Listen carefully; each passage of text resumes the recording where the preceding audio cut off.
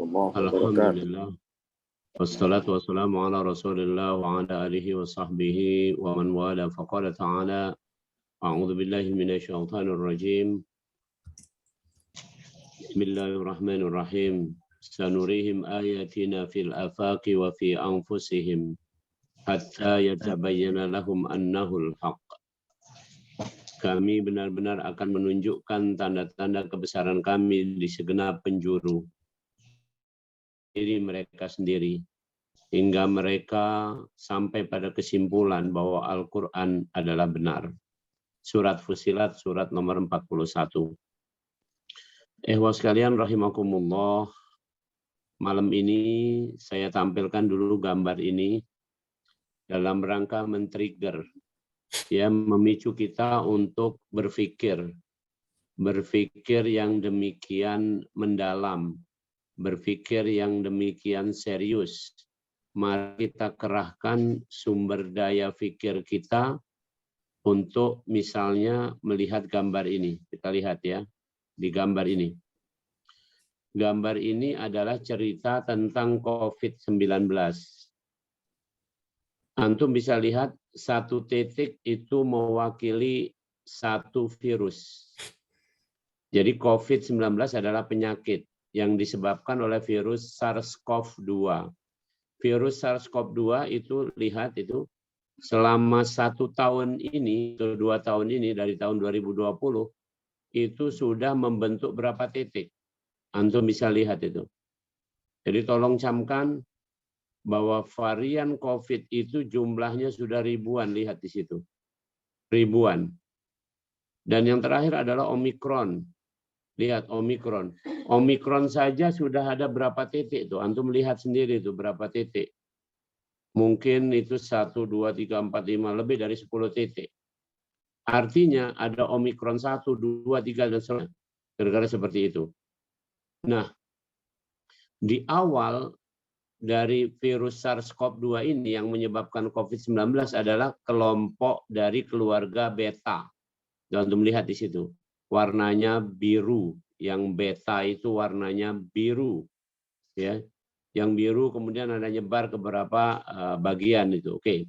Setelah beta maka keluarlah hampir bersamaan varian alfa dan gamma. Gamma dulu kemudian alfa, tapi berdekatan waktunya. Ya, gamma waktu itu di Indonesia pernah muncul, waktu itu teridentifikasi di Jakarta, di Jogja dan sebagainya. Kemudian yang alfa itu di Brazil dan Afrika Selatan dan Inggris.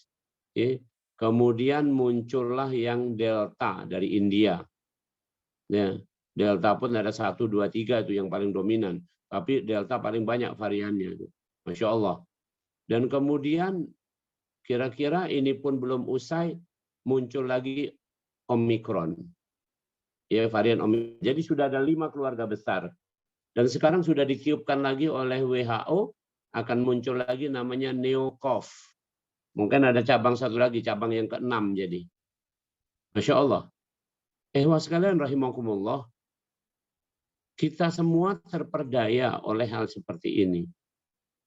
Nih, kita terperdaya oleh hal seperti ini. Nih, ini nggak akan ada selesainya. Sekarang pun sudah digencarkan misalnya, ya Indonesia belum mengambil pelajaran berharga, bahasa agak letterluxnya belum mikir tentang ini. Ya, Amerika sendiri sudah nggak memikirkan ini. Amerika sekarang sudah memikirkan tentang bagaimana keadaan ekonomi mereka, khususnya berhadapan dengan Cina. Eropa memikirkan tentang pertikaian di Ukraina.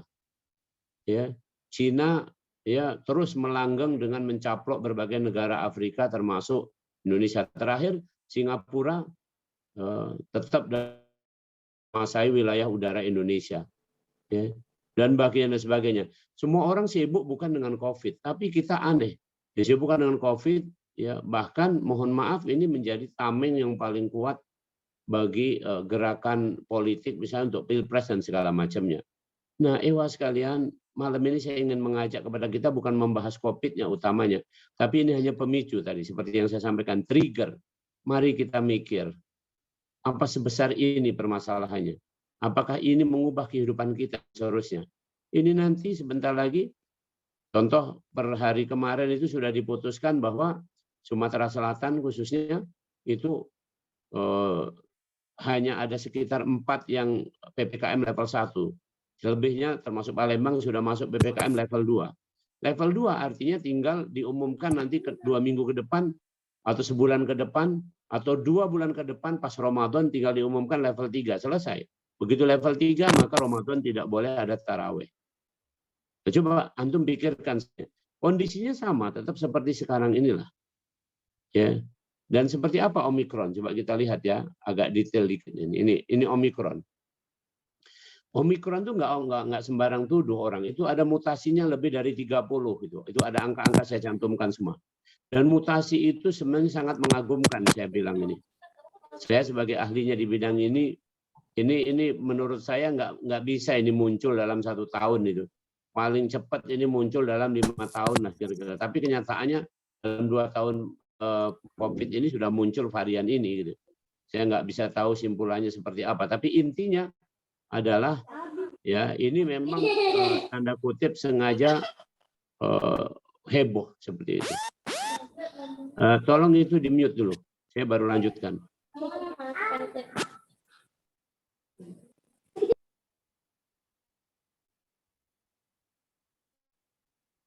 Oke, saya lanjutkan. Ya. Jadi mutasi pada Omikron ini begitu banyaknya, gitu. Sehingga sekarang ini kasus yang meningkat itu belum tentu atau belum bisa dikatakan Omikron, karena untuk dikatakan Omikron dia harus melakukan sequencing dan ini sangat mahal, Masya Allah. Nah inilah yang pemicu kita malam ini. Lanjutnya adalah saya ingin kepada kita semua, mari kita semua berpikir dengan akal dan hati kita. Secara jasadiah, pikiran kita dan hati kita itu adanya di otak. Maka saya perlihatkan pada antum semua prosesnya seperti ini yang terjadi di otak. Yang pertama ada environment. Yang sebelah kiri itu ada environment atau lingkungan. Yaitu seperti malam ini antum melihat laptop, melihat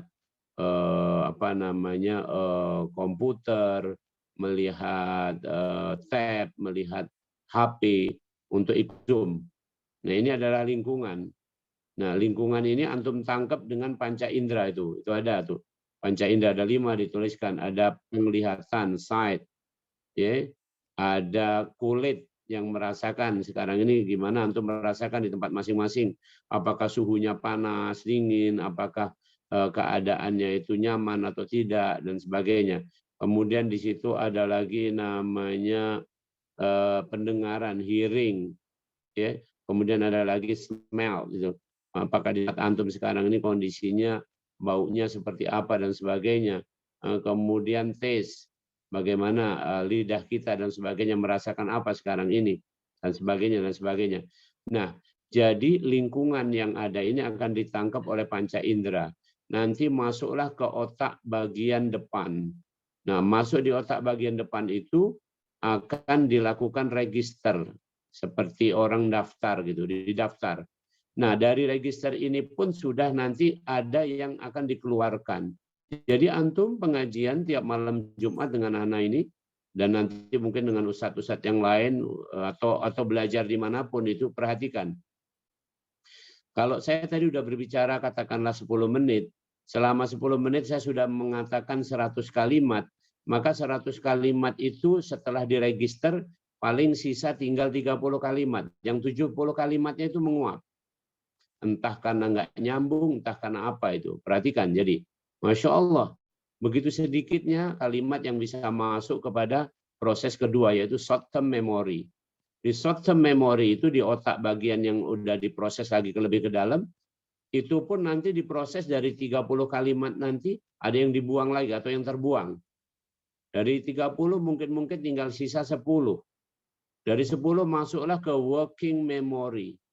Di working memory ini antum berpikir, tadi anak menyampaikan tentang misalnya kepada antum tentang varian COVID. Itu yang sampai di working memory itu dari 10 tadi Paling-paling kan 10 sampai di situ diproses, ada yang dikeluarkan lagi. Yang betul-betul nyambung mungkin satu cuman, yaitu masuk ke long term storage. Masuklah ke dalam benak kita, dalam bahasa orang Indonesia benak. Dalam bahasa yang lebih lugas adalah masuk ke dalam hati. Jadi setiap pelajaran yang datang dari guru, dari ustadz, dari antum belajar dimanapun itu kira-kira seperti itu. Dari 100 kalimat yang antum pelajari, itu poin yang masuk ke dalam hati cuma satu. Bayangkan, maka semangatlah antum semua ini kalau ada media seperti ini, ada pengajian bareng Ana, ada pengajian bareng siapa, ada majelis mana. Kalau memang sempat hadirilah, supaya apa? Supaya dapatnya itu lebih banyak lagi gitu. Kalau setiap pengajian, setiap sekali pengajian ini hanya dapat satu, ya alhamdulillah tiap malam Jumat ini dapat satu. Jumat depan dapat satu, begitu seterusnya. Nanti sama ustadz lain dapat satu. Selama sepekan kalau antum belajar tiap hari, kira-kira antum dapat 7 selama sepekan itu. Masuk ke dalam long term memory, ke dalam hati. Dan ini penting, inilah menjadi hati yang berilmu. Dalam bahasa agama, hati yang ma'rifah. Subhanallah, hati yang ma'rifah. Soal bahwasanya kita belajar apa saja, lihat. Soal belajar apa saja, itu enggak akan ada habisnya. Tadi sudah saya bacakan, surat Fussilat ayat 53. 4153. Sanurihim ayatina fil afaqi wa fi anfusihim hatta yatabayyana lahum annahul haq. Perhatikan. Kami benar-benar akan memperlihatkan kepada mereka tanda-tanda kekuasaan kami di segenap ufuk, horizon, penjuru. Di wilayah bumi ini akan ditampilkan semua. Di darat, di lautan, di udara, ya di tempat yang tersembunyi di dalam laut, semuanya diperlihatkan. Mulai dari makhluk yang paling kecil seperti virus, sampai makhluk yang paling sampai wujud yang paling besar seperti gunung-gunung ditunjukkan. Semua adalah tanda kebesaran Allah. Itu semua untuk dipikirkan manusia, untuk dipikirkan tentang fi'il, perilaku manusia dan segala macam. Dipikirkan semua itu kan. Ya, kenapa dipikirkan? Supaya jelas bahwasanya Al-Qur'an benar adanya. Subhanallah, benar adanya. Karena itu ikhwas sekalian, ini simpulannya pelan-pelan. Saya simpulkan, mari kita diskusi.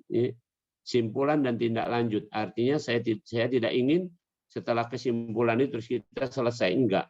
Tapi masing-masing kita tindak lanjuti dalam kehidupan kita. Yang pertama, ini saya sampaikan. Akal itu memiliki kemampuan berpikir sampai kepada pilihan-pilihan. Jadi makin cerdas orang, makin banyak pilihan di dalam hidupnya. Contoh seperti sekarang ini. Sekarang ini, orang makin cerdas itu makin tahu bahwa imunitas bisa ditingkatkan bukan hanya dengan vaksin. Bukan hanya dengan vaksin. Banyak cara untuk meningkatkan imunitas kita. Orang makin cerdas makin tahu bahwa COVID pakai cara, bukan satu cara. Ya. Kalau antum sekarang mendengar cuma satu pilihannya prokes saja, itu artinya pilihan yang sedikit menunjukkan bahwa orang itu tidak cerdas berpikir. Kalau makin cerdas makin banyak pilihan-pilihan. Nah, akal tolong camkan hanya sampai pada pilihan itu, tapi tak mampu dia untuk mengambil keputusan yang tepat. Dalam bahasa kita agama adalah mengambil keputusan untuk mendapatkan taufik Allah Subhanahu wa taala.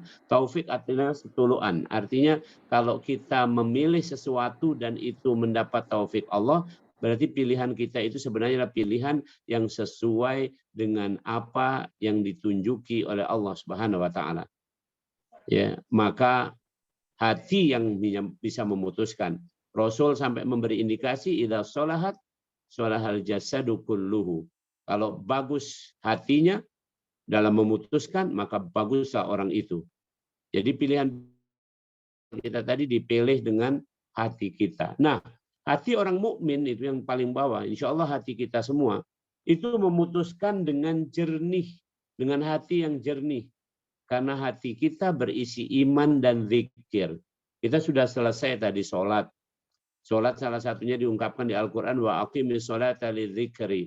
Dirikanlah sholat untuk berzikir, mengingat aku, kata Allah. Ya, kita juga tadi sudah membaca, habis maghrib tadi kita membaca suratul Kahfi. Ya, bahwasanya Al-Qur'an juga inna nahnu nazzalna dzikra wa inna lahu lahafizun. Kamilah yang menurunkan Al-Qur'an dan kamilah yang menjaganya. Al-Qur'an disebut sebagai zikir di situ. Subhanallah. Jadi hati orang mukmin berisi iman, berisi Al-Qur'an. Subhanallah. Maka dia memutuskan bagus. Jadi aneh kalau kita sekarang ini punya keputusan-keputusan yang jelek. Mungkin kita ini keputusan jelek karena kita nggak punya banyak pilihan. Kalau kita nggak punya banyak pilihan, berarti kita nggak cerdas. Kalau nggak belajar, kalau nggak belajar, berarti kita nggak hadir dalam majelis-majelis ilmu. Nah, sebaliknya, tolong camkan pelan-pelan. Orang kafir itu memutuskan hanya dengan akal, tidak bisa dengan hati. Jadi pilihan-pilihan tadi basing jadi, dia putuskan saja dengan akalnya. Jadi jangan takjub dengan pilihan orang kafir. Kenapa? Karena hati mereka aqfaluha disebut di Al-Quran. Tertutup. Au asyaddu qaswah. Seperti batu keras. Hitam, legam, tertutup lagi. Nggak ada cahaya bisa menembusnya. Nah, sementara orang munafik fi qulubihim maradun. Hatinya sakit. Hati yang berpenyakit bagaimana mengambil keputusan yang baik? Nggak mungkin. Kalau ada orang sakit, antum sedang sakit, itu nggak mungkin antum diminta untuk mengambil keputusan pada waktu sakit. Tunggu sembuh baru ngambil keputusan. Seperti itu. Nah, ikhwas sekalian, malam ini saya sudah sampaikan hal yang sangat krusial. Ini tentu nggak cukup hanya sekali pertemuan, tapi kapan terus kita membahasnya, yaitu saya kasih contoh tadi mulai dari Omikron, tapi simpulannya adalah ini. Saya ingin kepada kita semua untuk cerdas akal kita supaya banyak pilihan, dan untuk jernih hati kita, ya supaya kita memutuskan dengan tepat. Demikian, mudah-mudahan bermanfaat untuk kita semua. Ya, Assalamualaikum warahmatullahi wabarakatuh. Waalaikumsalam warahmatullahi wabarakatuh. Baik, ikhwah sekalian, tadi materi dari Ustaz Prof. Yono. Selanjutnya sesi tanya jawab atau diskusi. Kepada ikhwah sekalian yang ingin ditanyakan, kami persilahkan.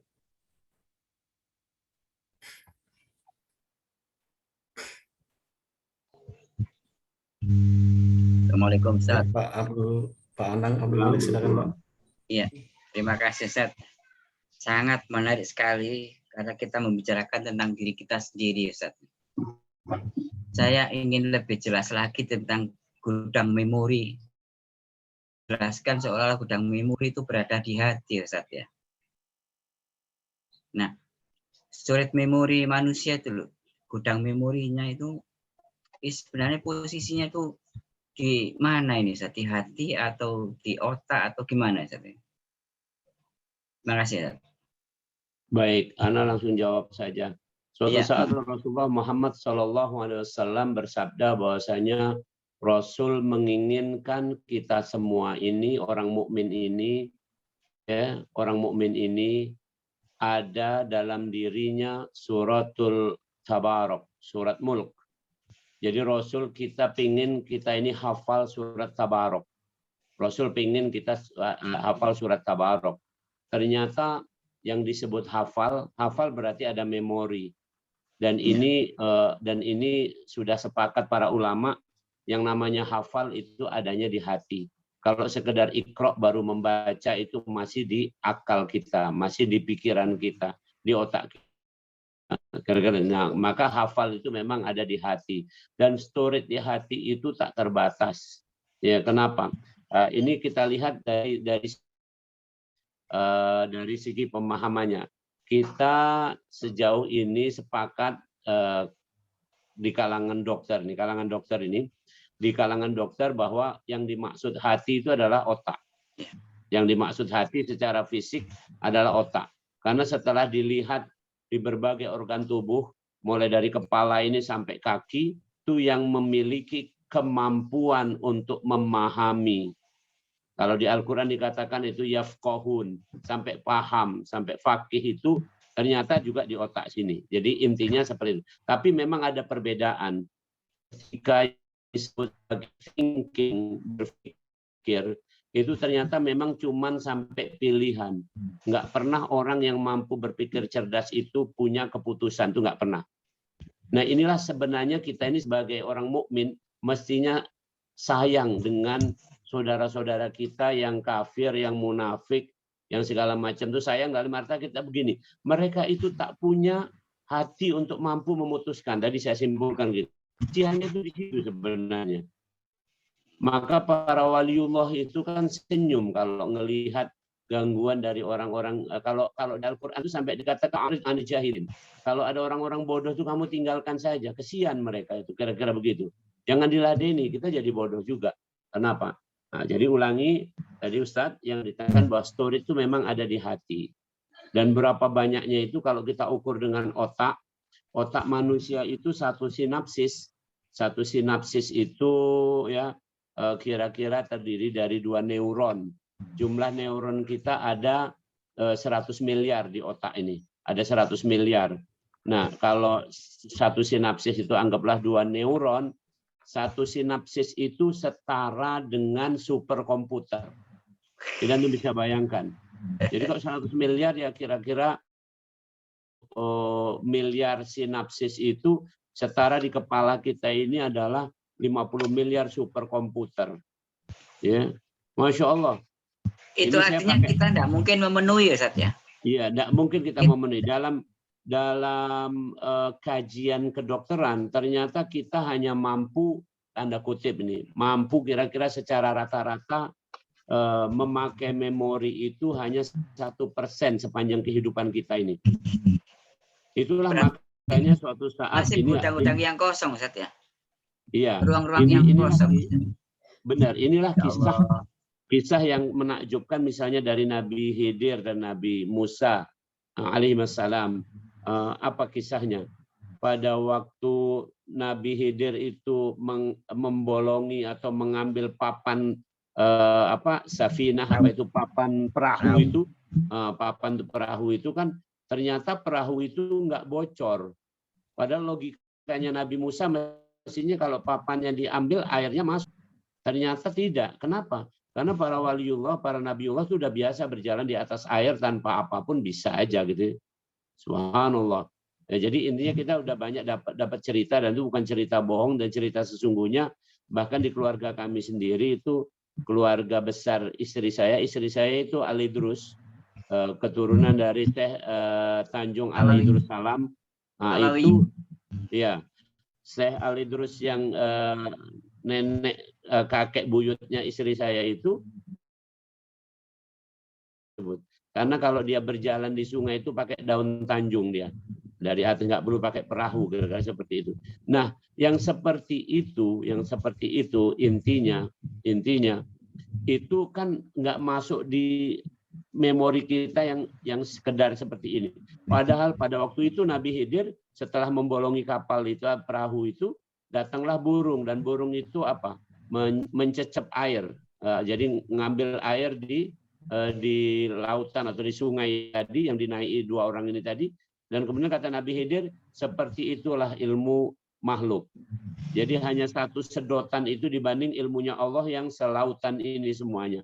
Jadi tadi Ustadz benar, jadi memori kita itu hanya berisi 1 tetes itu saja.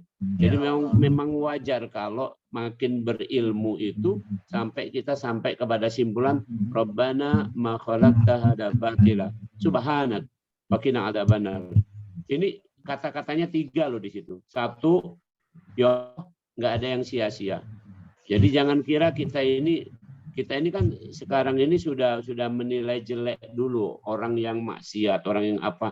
Enggak gitu. Itu semua ada dalam rangka supaya kita ini bisa diundang Allah ikut berperan untuk katakanlah berkontribusi terhadap kebaikan, itu 1. Kemudian maka Rabbana ma khalaqta hadza batila. Kemudian subhanak. Ini subhanak itu artinya kan there is nothing impossible. Jadi segala sesuatunya nggak ada mustahil bagi Allah. Jadi bagi kita mustahil. Namanya kalau mau pakai bahasa maksudnya maksudin kau ya Allah, ada mustahil ya Allah bagi kami. Sudahlah kami nggak tahu lagi. Kemudian waqina adzabannar, kita nyerah. Kalau begitu tinggal kami cuma bisa minta penjagaan darimu ya Allah. Karena kami nggak bisa apa-apa. Dengan hanya itu tadi. Jadi balik ke sini lagi, saya ulangi tegas, memori kita memang ada di hati. Oleh karena itu, Masya Allah. Ya.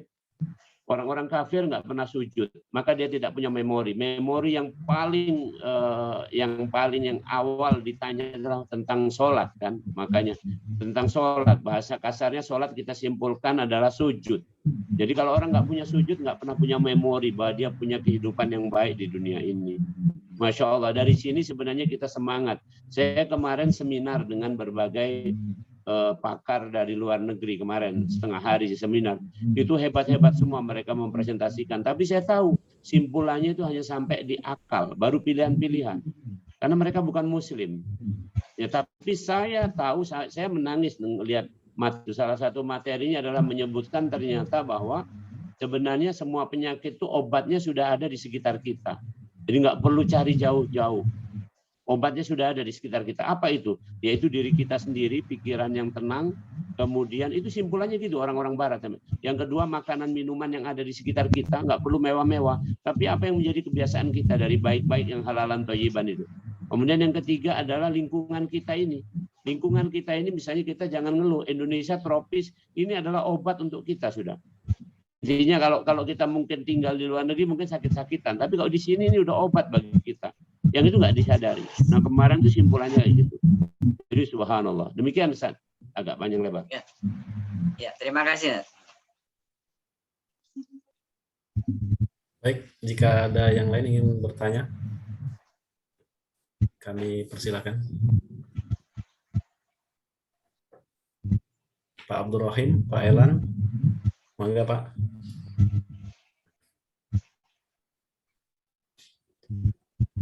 Kalau ada boleh. Baik Pak, saya boleh bertanya Ustaz? Silakan Pak Elan. Ya, agak menyimpang mungkin Pak. Seperti Bapak tadi katakan bahwa untuk meningkatkan kekebalan tubuh itu ada di sekitar kita. Sementara kan kita sekarang lagi gencarnya ini Ustaz, vaksin booster itu berapa persen Ustaz untuk meningkatkan imun kita itu Ustaz. Yang kedua kan sementara ini vaksin kita sekarang katanya banyak yang kehalalannya itu masih ini Ustaz masih diragukan gitu. Jadi itu gimana itu Ustaz, itu hukumnya Ustaz? Itu aja mungkin Ustaz. Terima kasih sebelumnya. Baik, saya jawab yang nomor 2 dulu justru. Rasul pernah bersabda bahwa sesuatu yang haram bukanlah obat. Sesuatu yang haram bukanlah sesuatu yang manfaat. Kira-kira begitu bahasa mudahnya. Jadi artinya ketika kita ini tidak dapat jaminan halal, maka yang bisa untuk kita tetap memakai zat itu adalah jaminan darurat. Ulangi. Jadi seperti vaksin, misalnya contoh AstraZeneca. AstraZeneca itu mengandung babi. Dan sekarang booster itu pakai AstraZeneca. Dan juga adalah booster untuk calon jamaah haji juga pakai AstraZeneca. Nah itu kalau kita letterlock secara ya haram. Tetapi ada celah yaitu yang namanya darurat. Karena darurat maka diperbolehkan. Darurat nggak boleh 2 kali. Jadi darurat artinya ya sekali inilah kita memakai itu, kira-kira seperti itu. Karena kalau udah 2 kali namanya bukan darurat, itu memang kebiasaan jadinya seperti itu. Oke. Jadi tentang vaksin kira-kira halal haramnya seperti itu. Ya, halal haramnya seperti itu. Nah, ini sebenarnya tanggung jawab besarnya yang memutuskan tentang ini tentu adalah Majelis Ulama Indonesia. Kita sebagai warga cuman sampai di sini. Tapi dalam konteks agama kita sudah diajari bahwa sesuatu yang haram nggak boleh kita pakai kecuali darurat. Itu hukumnya. Nah, kalau masuk hukum darurat silakan, monggo. Nah, yang pertanyaan pertama, banyak alternatif untuk kita menguatkan imunitas. Seberapa besar peran vaksin ini? Kira-kira begitu. Oke. Saya dari awal sudah meluruskan. Ini dicap hoax, tapi nggak apa-apa, saya nggak jera. Kira-kira karena saya harus menyampaikan ilmu dengan benar. Seluruh dokter, dari pelajaran pertama saya mau jadi dokter sampai saya menjadi dokter ahli sekarang, itu tetap tidak berubah. Bahwa vaksin itu akan efektif, akan berhasil kalau disuntikkan pada orang sehat atau orang dalam keadaan sehat. Ulangi, orang sehat atau dalam keadaan sehat. Artinya tidak akan efektif disuntikkan pada orang yang tidak sehat atau dalam keadaan tidak sehat. Kenyataannya sekarang ini, khususnya masalah vaksin COVID ini, ternyata semua orang yang punya penyakit berat-berat juga langsung divaksin.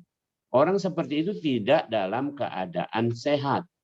Maka kalau pertanyaan antum tadi saya sampaikan, orang seperti itu manfaat vaksin seberapa besar? Ya boleh dibilang nggak besar. Ya persis, tapi ya kecil. Ya bagaimana? Wong dia sendiri tidak mampu. Ini alasan medisnya begini. Vaksin disuntikkan dengan tujuan terbentuk antibodi. Nah, antibodi ini hanya terbentuk apabila sel-sel dalam tubuh orang itu normal. Tubuh itu normal, sehat. Maka antibodi akan terbentuk dengan baik. Kalau nggak normal, sama dengan orang kerja pabrik lah. Kalau dari 10 pegawai pabrik yang lagi mengendalikan pabrik, 5 diantaranya sakit, gimana kira-kira? Produksi pasti akan turun semuanya, kira-kira begitulah. Nah itu kira-kira contoh. Jadi pertanyaan tadi kira-kira vaksin seberapa besar efektivitasnya atau seberapa besar prosentasenya, akan baik prosentasenya kalau orangnya itu sehat dan tidak dalam keadaan sedang sakit. Nah, kemudian kalau dibanding dengan yang lain-lainnya, berapa besar peran vaksin kalau kita mau ngitung kira-kira begini. Kalau kita mau ngitung begini aja, saya sampaikan hitungannya. Saya ulangi lagi ini supaya kita ingat semua. Ini karena ilmu yang harus disebar dan harus kita praktekkan. Jangan kita banyak debat lagi. Satu, imunitas itu bisa dijaga, ditingkatkan dengan cara tidur 6-8 jam. Jangan ribut lagi. Ini ada orang yang ngitung-ngitung. Saya ngomong tidur 6-8 jam, langsung ada yang ngitung. Kalau begitu kita tidur 20 tahun, Ustadz, selama hidup ini. Ngapain aja kita tidur? Lah ini kan disuruh oleh Allah memang. Allah berfirman, wa min ayatihi manamukum bil-laili wan nahar. Di antara tanda kebesaran Allah, kamu tidur di malam hari dan siang hari. Malam hari aja yang disebut malam habis maghrib sampai ya subuh. Kalau dihitung jamnya itu kira-kira ya sekitar 10 jam. Nah, tapi kan kita sholat isya dulu, dikurangi 2 jam. Jadi 8 jam. Jadi jelas, clear. Tidur 8 jam kira-kira begitu.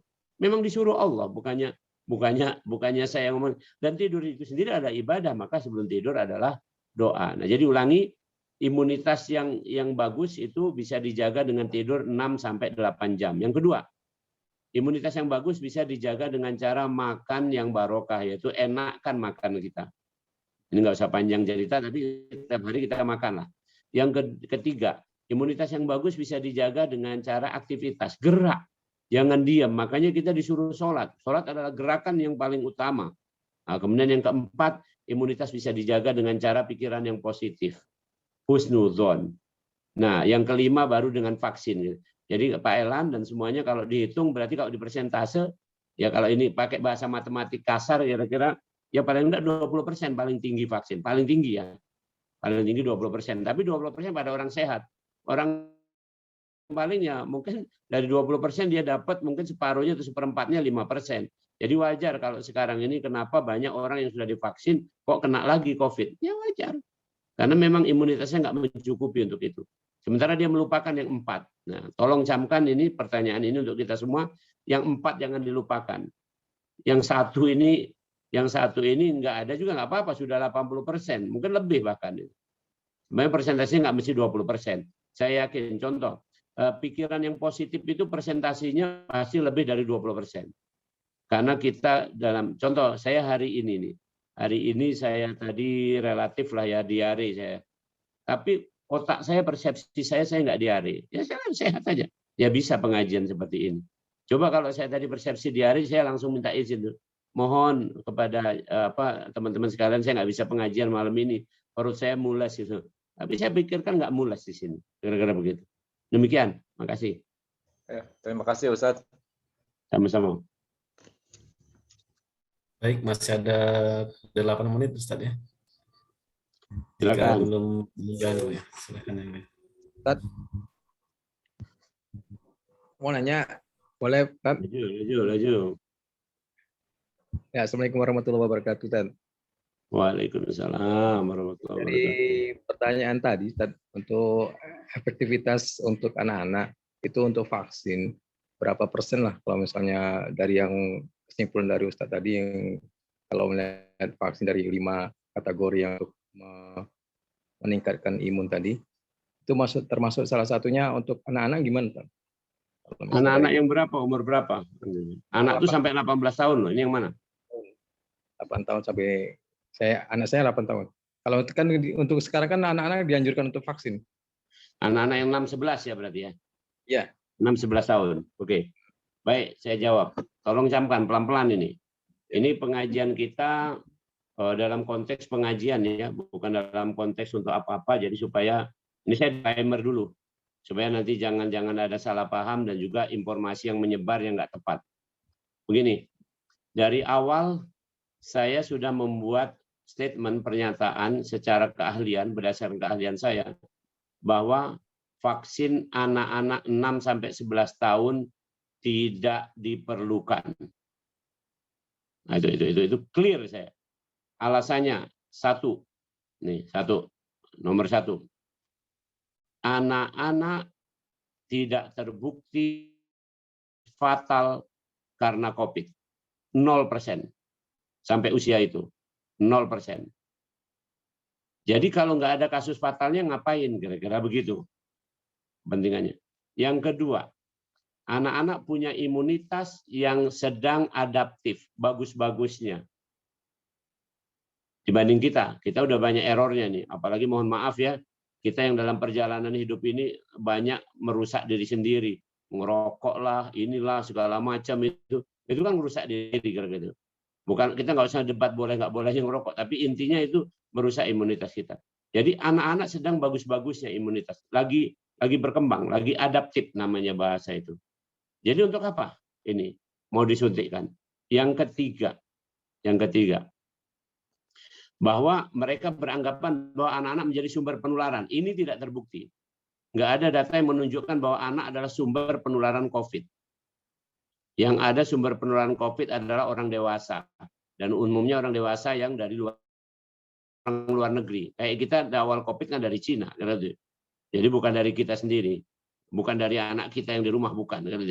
Itu tiga. Yang keempat, bahwasanya vaksin pada anak belum dilakukan uji coba. Kalau pakai bahasa agak kasar, berarti yang disuntikkan sekarang baru uji coba namanya. Kan gara-gara begitu. Yang keempat seperti itu. Oke. Nah, yang kelima, bahwasanya sekarang ini akan lebih bagus anak dibina dengan 4 cara imunitas tadi. Dari awal mereka diajari mulai berpikir yang baik, yang santun, yang positif, gerak mereka, tidur mereka. Anak-anak, antum punya anak 8 tahun ya, tolong dianjurkan nih. Maka jangan diporsir ya. Itu anak-anak gitu. Saya punya anak itu 4, itu sekarang punya yatim 3 jadi 7. Itu tiap siang tuh saya menganjurkan mereka tidur. Jangan dibebani lah gitu anak-anak. Jadi siang bisa tidur kira-kira seperti itu.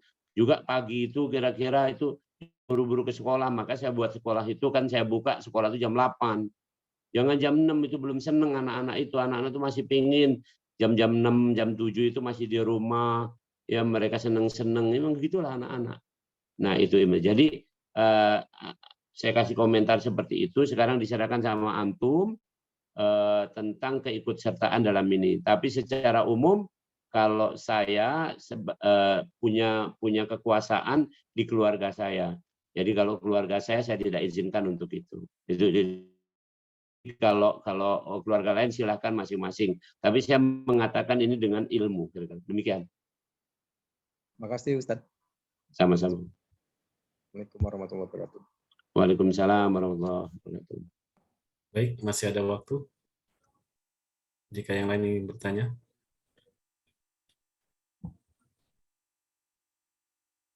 Jika belum ada, saya izin mau nanya juga, Ustaz. Laju. Baik. Di awal tadi, Prof ngejelasin processing model, Bro. Iya. Dari berbagai banyak inputan masuk dari informasi tadi, ternyata yang bisa masuk ke memori kita itu sangat sedikit gitu. Jadi yang apa namanya, tadi Prof Yono juga sempat menyindir bahwasanya Rasulullah tuh pengen kita tuh hafal Al-Muluk gitu. Berkaitan dengan itu Prof ya, seberapa pengaruhnya maksiat dari mata, dari makanan, dari tingkah laku gitu Prof ya, mempengaruhi ingatan kita gitu Prof. Misalnya kalau kita banyak hafalan seperti kasusnya seorang ulama yang jalan melewati pasar, ketika melihat kaki seorang perempuan, beberapa hadis yang dihafal hilang gitu Prof. Kajian kajiannya seperti apa Prof ya, kerja otak kok sampai begitu sensitifnya kemaksiatan itu mempengaruhi hafalan gitu Prof. Demikian Prof. Oke, baik. Jadi seperti ini. Sampai hari ini kita dalam hari proses di otak kita dalam misteri. Saya ingat almarhum guru saya, Profesor Ernaldi, yang sekarang jadi nama rumah sakit itu kira-kira memberitahu begini. Otak itu ibaratnya adalah kucing, ya, bunyi kucing ya di dalam karung. Itu bunyi kucing dalam karung. Kita nggak melihat, tapi kita mendengar ada bunyi meongnya. Kira-kira itu. Jadi artinya bahasa mudahnya penuh misteri tentang otak ini. Tadi misal contoh, benar ada orang punya hafalan, terus melihat ini. Kita jangan letterlek ya, karena maksiat terus hafalan hilang. Jangan letterlek seperti itu. Tapi artinya segi penjelasannya begini. Ketika otak kita itu dalam hal ini hafalan sudah di dalam hati, itu ada kaidah yang berlaku. Itu tadi gambarnya antum lihat tadi, ada lemari-lemari ya. Jadi sudah ada tempatnya. Misalnya hafalan Al-Quran surat Mulk ada di lemari nomor 2. Misalnya seperti itu. Nah ketika dia melihat sesuatu tadi, maka dan dia merasakan itu masuk sampai ke dalam hatinya, maka lemari nomor 2 itu nanti kedudukannya akan diganti dengan isi ini tadi. Nah, jadi hilang itu, diganti. Itu bisa diambil kemudian dimasukkan yang ini, yang satu ini. Makanya subhanallah kalau bahasa kriteria yang sekencengan dikatakan kalau hati sudah berisi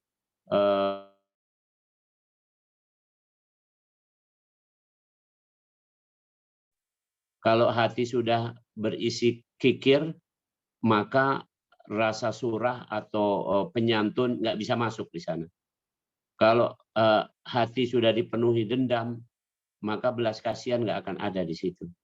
Kalau hati sudah ditutupi misalnya segala macam lah, pokoknya antum tinggal bolak-balik saja seperti itu. Maka kita melatih, kita nggak akan sempurna. Ya, kisah itu tadi kan hanya kisah untuk ini, bahwa kita ini relatif ya, bukan ngomong kenapa, tapi secara umum aja, Ana bicara umum.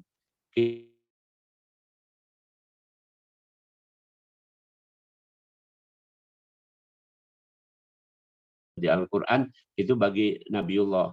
Rasulullah Muhammad SAW itu maksum. Para nabi itu maksum. Karena terjaga dari kesalahan yang sifatnya manusiawi seperti kita ini.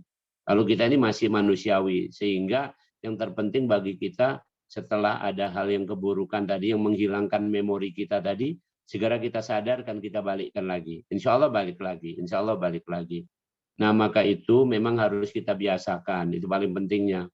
Jadi seapapun adanya kita biasakan saja. Misal contoh surat Mulk, ya sebaiknya kita biasakan baca pada waktu sholat itu kan, pada waktu sholat kita baca pada waktu sholat. Jadi minimal setidak-tidaknya kalaupun di luar sana kita melihat sesuatu dan itu bisa hilang waktu itu, maka itu tetap akan kembali ketika kita sholat. Itu sarannya. Jadi benar memang keadaannya begitu. Seberapa besar dampaknya dari keburukan dari segala macam itu mereplace memori-memori yang baik. Hati-hatilah kita. Memori-memori yang baik ini. Maka Rasul sampai mengatakan wa'at bi'sayatil hasanatamhuha. Kalau kamu sudah berbuat jelek, maka ikuti dengan perbuatan yang baik, maka akan menghapusnya. Jadi yang jelek tadi udah masuk kadung ke dalam hati kita, jadi memori kita timpa dengan yang bagus, ini terhapus, tersingkir ke sana. Itu hadisnya sahih. Yang hadis yang menyebutkan ittaqillah haitsu ma kunta wa'at bi'sayatil hasanah tamhuha wa khaliqin nas bi khuluqin hasan. 3 itu dicamkan banget. Berhati-hatilah dimanapun kamu berada, ikuti yang jelek dengan yang baik, maka yang jelek akan terhapus, dan bergaullah dengan santun, dengan akhlak yang terbaik. Jadi kayaknya yang ketiga yang kita harus pakemkan, yaitu tetap kita bergaul. Bukan berarti tidak ke pasar lagi, supaya tidak tersinggung apa-apa. Tidak usah ke pasar, di mana juga pacak nyingok gitu kan. Kira-kira seperti itu. Demikian. Alas, mungkin bisa ditutup supaya nanti kita tetap punya giroh untuk Jumat ke depan, supaya semangat terus lagi ya. Tafadhol untuk ditularkan kepada orang-orang lain dengan kalimat yang baik. Demikian. Baik, terima kasih Prof. Yono, terima kasih ikhwati fillah sekalian. Dengan berakhirnya, dengan closing yang disampaikan oleh Prof. Yono, maka berakhir sudah majelis kita. Untuk itu, marilah kita mengakhiri majelis ini. Mana tahu tadi selama majelis berjalan ada kata-kata yang sia-sia, marilah kita beristighfar. Astagfirullahaladzim, astagfirullahaladzim, astagfirullahaladzim. Doa kafaratul majelis. Subhanallah bihamdika asyhadu an la ilaha illa anta nastaghfiruka wa atubu ilaik. Kita tutup dengan lafaz hamdalah, alhamdulillahirabbil alamin.